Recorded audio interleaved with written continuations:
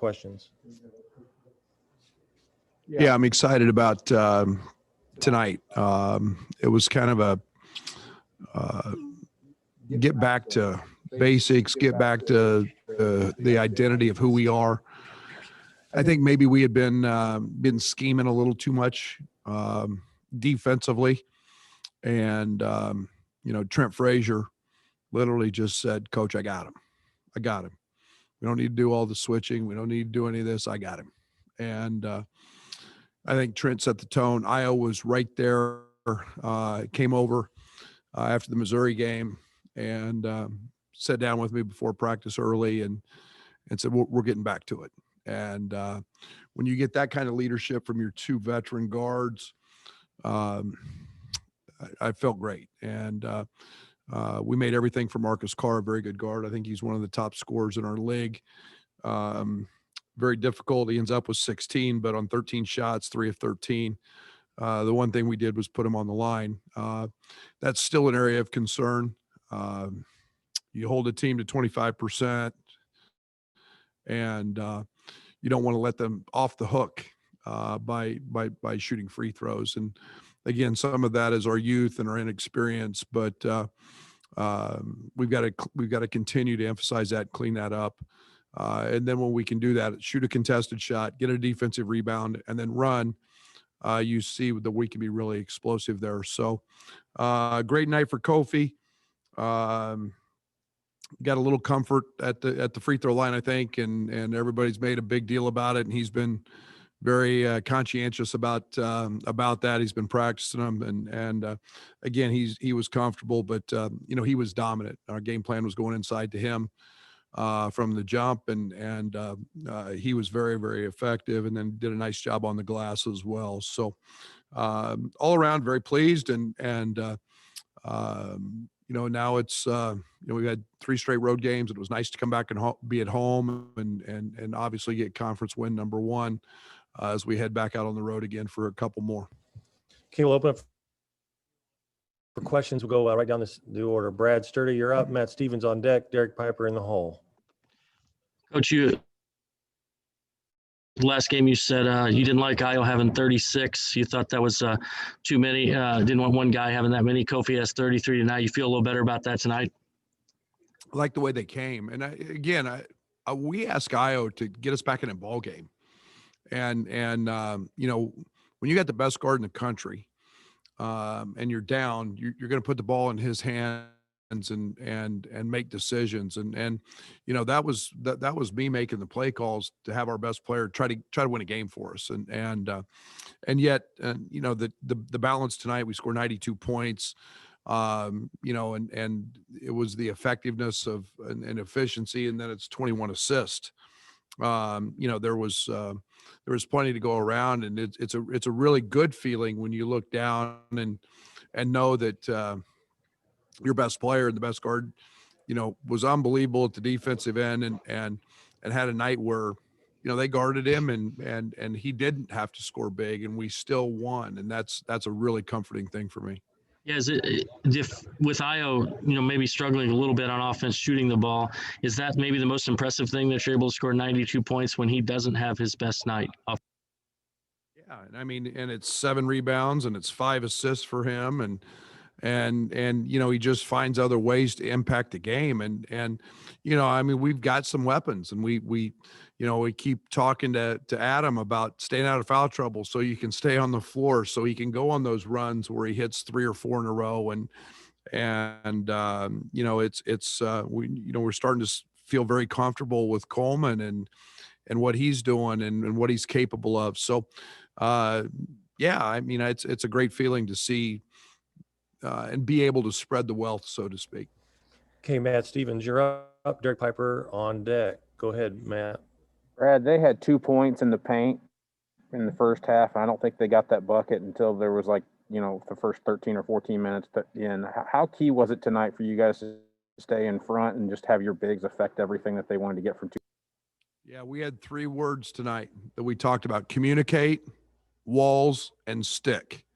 And it was about communicating constantly. And when we talk, and it brings energy, we wanted We wanted to have walls where Marcus Card just saw nothing but bodies and walls of us in front of him. And then the other thing was stick and rebound. And, plus 18 on the glass. And I thought there were some that we missed. I'm really ticked about the free throw line blockouts, but yeah, and then we can run when we do that. So, all in all, that happens when you make things hard. Okay, Derek Piper, you're up. Jeremy's on deck. Go ahead, Derek. Hey, Coach, how'd you evaluate the way that Io and Curbelo were playing together on the court at the same time? Seemed like they got a decent amount of minutes there, 14 assists between them, and both guys that can really set up Kofi nicely. It's a nice combination to have. And again, both can do similar things. And, when you put Trent out there as well, I mean, you've got three primary ball handlers that can all go make plays. And we've got 3 point guards. And I've always been a big fan of multiple point guards in a lineup. And, it doesn't have to be Io on the ball every time and we're running an action. We can put Io on a ball and Curbelo. Tonight we wanted to get Io into what we call a lot of high shakes, and we did that. And that took away some of their tags and so it was it's nice to have that luxury. But yeah, they're playing great together. And how nice was it to be in a situation where you can play Coleman 12 minutes, you can get Jake in there just based on the situation and the game score? As you guys know, we haven't had a schedule that's allowed that since the first 2 games, and just trying to get as many minutes possible. And it gets really hard as you jump into 20 Big Ten games, but that's unusual. It doesn't happen a lot in Big Ten play, but Coleman's had an unbelievable week of practice, dating back to actually before the Missouri game. So he's starting to get it, and I'm starting to trust, and those are all positives. Okay, Jeremy, you're up. Gavin's on deck. Hey, Brad, you said you wanted more and more from Kofi. He draws 9 fouls tonight. It felt like he was very active defensively and on the glass. What do you think spurred him? Yeah, I mean, Kofi's got unbelievable pride, and I mean, he's an unbelievable listener. He's an unbelievable wants to continually grow his game, and we had one word, and if anybody heard it tonight, everybody was saying it on the bench. It's motor, and it was going to chase balls, and it was going to going to stay active and running the floor, and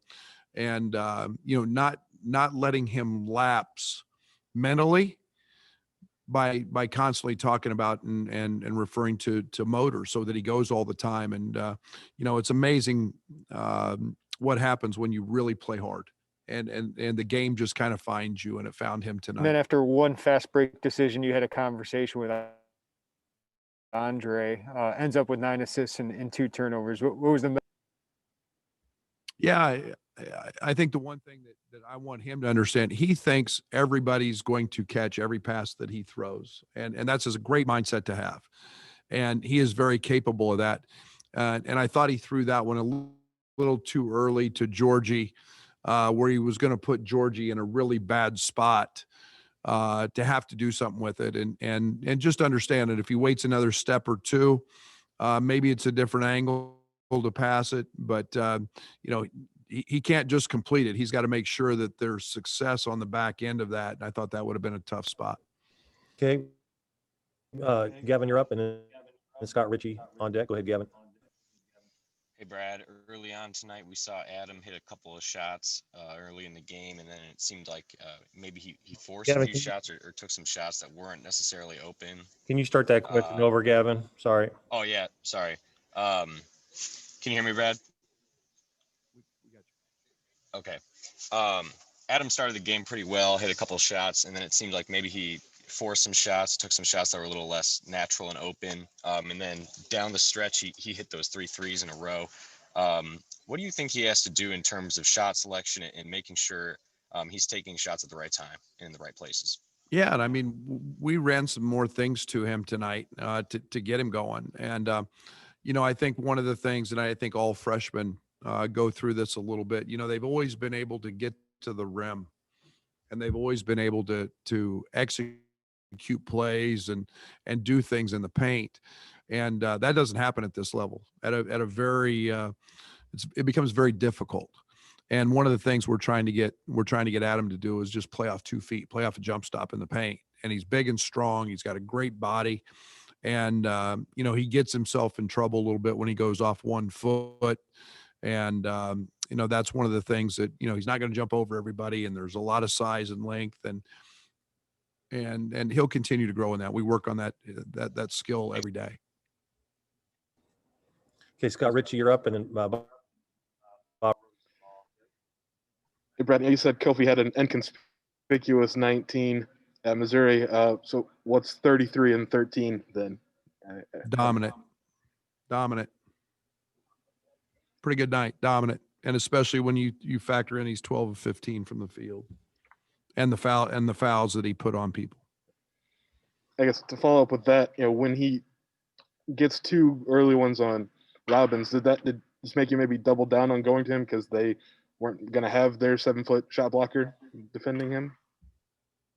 Yeah, it didn't matter who was in the game. We were gonna try to establish that, and obviously Robbins impacts that team dramatically on the offensive side. We saw that with his 2 early threes, and yet the one thing that happens in the Big Ten is you don't play all-time offense. You have to go guard somebody at the other end and defend. And we felt like that was a matchup that could be great for us.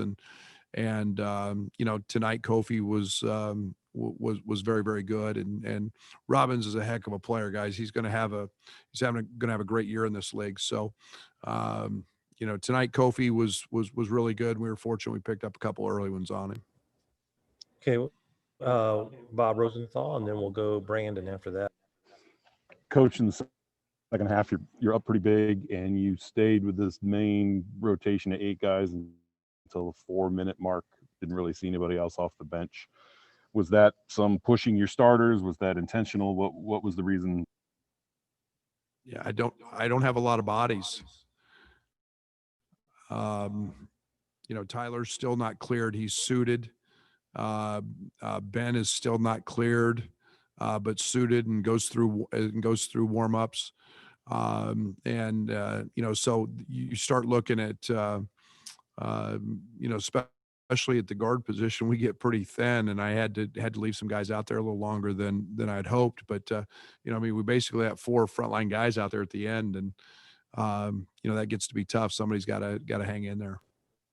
Okay, we'll go Harry Fiegel, and then Joey after that. Go ahead. Hey, Coach, congrats on the win. I asked Trent this earlier. I just want to get your thoughts on it as well. Great teams always find a way to bounce back after a tough loss, and you guys have done that now twice this season, after Baylor and now after Missouri. What do you think it is about this iteration of your team that allows them to come back and get these wins, whereas maybe some of your teams in the past couple of years would not have gotten them? Experience. They know it's a long year. There's ups and downs. We've played a great schedule. We've been challenged, and it's really the next game mentality. We can't go change the outcome of the game we lost, but all we can do is learn from it. And it's it's like I said and talked about earlier with Trent and with DeMonte, and I played DeMonte a lot tonight, and DeMonte has lived in the training room with a rolled ankle. I mean, that thing is swollen and sore, and he wouldn't even think of missing practice. And so I'm when you get those kind of guys, they talked about bouncing back, and Georgie was very, very active today and shoot around talking about it's conference play, and so I'm proud of this, guys. That's leadership that does that. Thanks. Okay, and then Joey, and then Matt Stevens. Go ahead, Joey.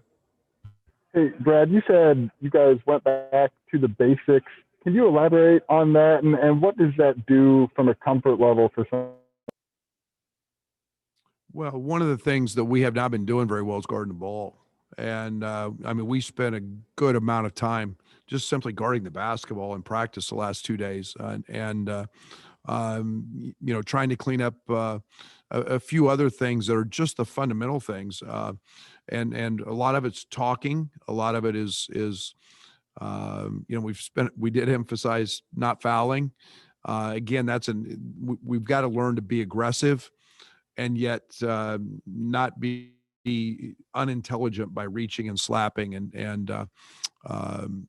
that's something that, are all fundamental things that one of the biggest challenges we've had this year is we've never had officials in practice because of COVID. And, a year ago, we brought officials in every day or at least 5 or 6 times a week when we practiced. And so they called fouls.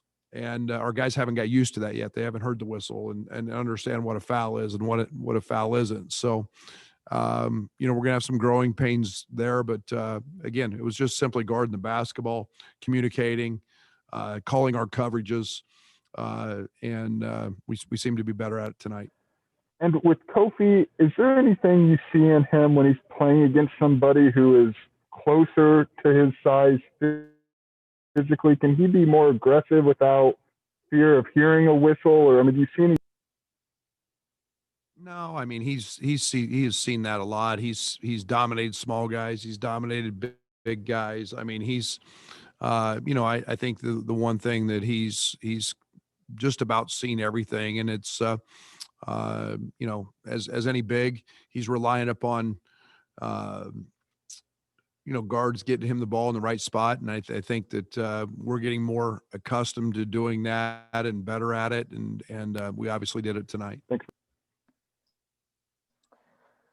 Brad, I wanted to ask you if this defensive change that you made was any kind of similarity to what you did last year in terms of, a drastic change or a drastic kind of thing that you're doing, or is it just a simple thing that you feel like you were doing? And the next question is, how hard is it for a coach at any level to kind of let his guys just figure it out on their own and fix it? It's not even close to what we did last year. Last year was a whole schematic change and philosophical change. This year was just about getting back to some of the things that are fundamental principles.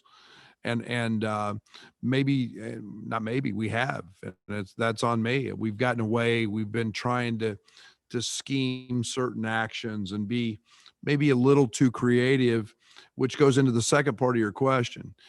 Trent Frazier and I would assume would take a lot of pride. They just want to guard their guy, and they take pride in that. And so you listen, you let them play through some things, and you're ready to help them.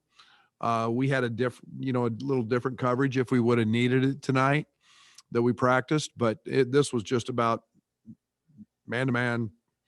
We're going to guard you, and we're going to work really hard to try to do that and contest shots. And so I hope we continue to grow that and not outthink ourselves sometimes. Thank you. Okay, thanks everybody. The date on that game in 1984 was January 5th, 1984. That was the 27-point win against Minnesota to open the Big Ten. So this was the biggest Big Ten opening win since that game. Thanks, everyone.